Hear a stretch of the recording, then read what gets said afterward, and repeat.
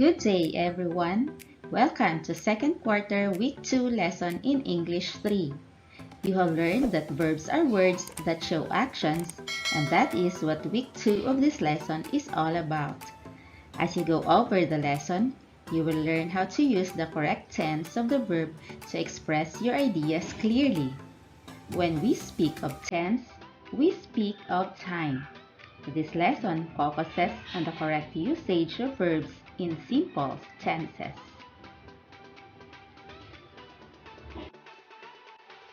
In this lesson, you are expected to use simple verbs past, present, and future in sentences. A verb tells an action and or a state of being.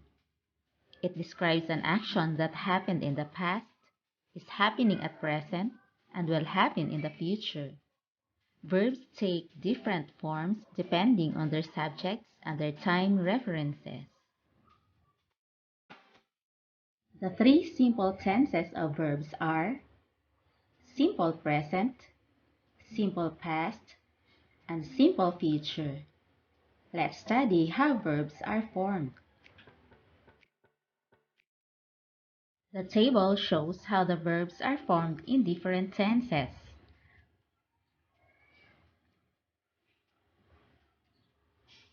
On the first column, we have the base form of the verb.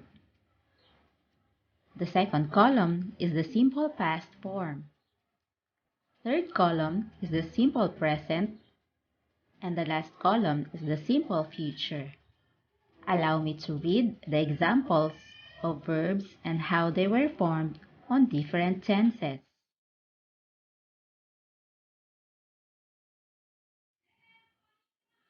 Bake, baked, bake, will bake. Join, joined, join, will join. Jump, jumped, jump, will jump. Cook, cooked, cook, will cook. Try, tried, try, will try.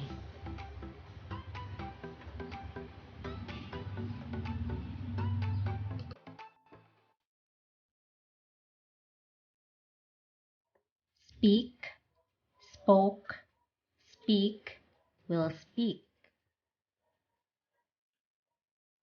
Run, ran, run, will run. Begin, began, begin, will begin. Read, read, read, will read. Let, let, will let.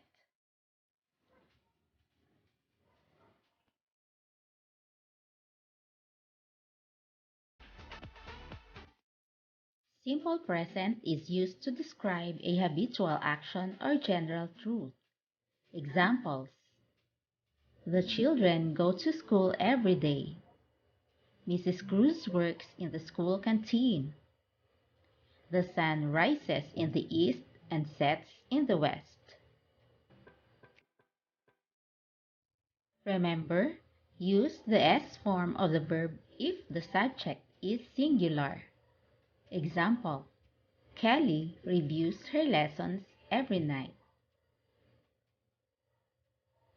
Use the simple form of the verb if the subject is plural or more than one. Example: Feya and Faith buy flowers for their mother. Use the simple form of the verb with the pronouns I and you. Examples: I visit my cousins in the province every summer. You have a nice dress. If the subject is singular and the verb ends in Y and Y follows a consonant, change Y to I and add ES. Example: Alden studies his lessons well. The base form of the verb studies is study. It ends in Y, therefore, we change Y to I and add ES. Simple past is used to describe an action or condition that took place at a specific point in the past. Examples: the students visited a museum 2 days ago. We visited our grandparents last week. Regular and irregular verbs have different ways in forming their past tense. Simple past of regular verbs are formed by adding D or ED to the base form of the verb. Dance, danced. Climb, climbed. Introduce, introduced. Water, watered.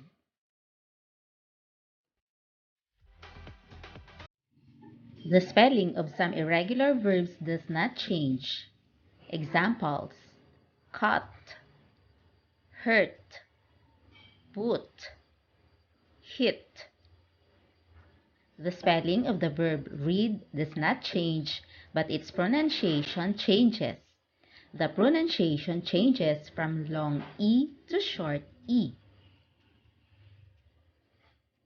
Read, read.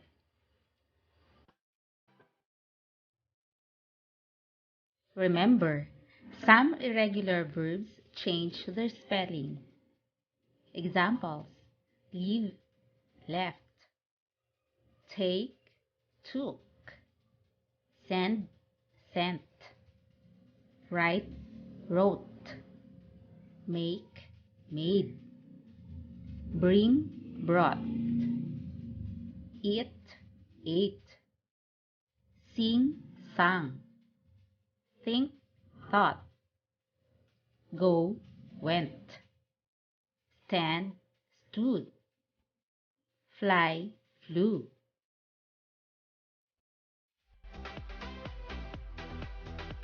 If the verb ends in Y and Y follows a consonant, change Y to I and add ED. Cry, cried. Try, tried. Carry, carried. Marry, married.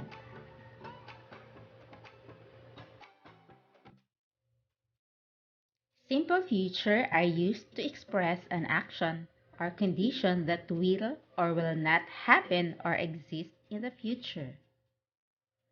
To form the future tense of a verb, use will plus the base form of the verb. Examples: they will attend the club meeting tomorrow. My father will watch my performance tonight. They say practice makes perfect, so continue working on the final task. This exercise will test what you have learned about this week's lesson. Good luck! In this task, you will be directed to complete each sentence by writing the correct form of the verb in the parentheses. Be very careful with the right answer. Number 1. Cardo blank part in an online quiz show and won the grand prize.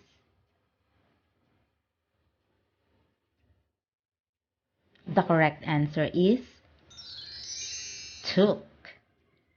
Number 2. The team rescued the boy who blank into the river.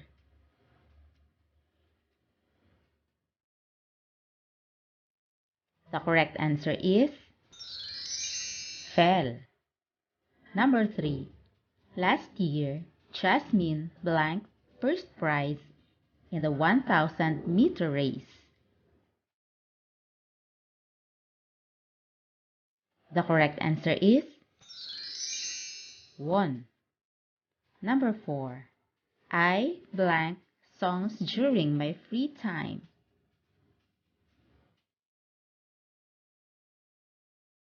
The correct answer is Right.